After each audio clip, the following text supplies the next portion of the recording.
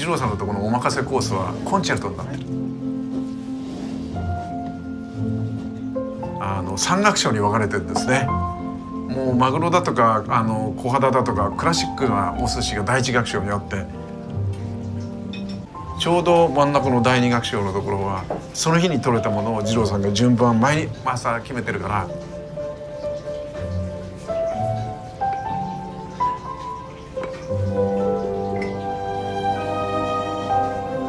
冬なら冬、夏なら夏、それしか築地で入ってきてないものをきれいに並べて、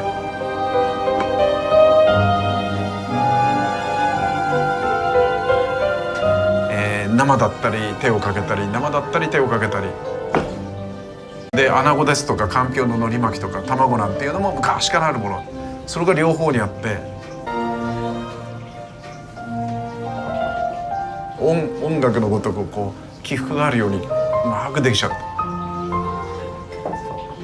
二郎さんの哲学を一緒に食べてると思うんですね。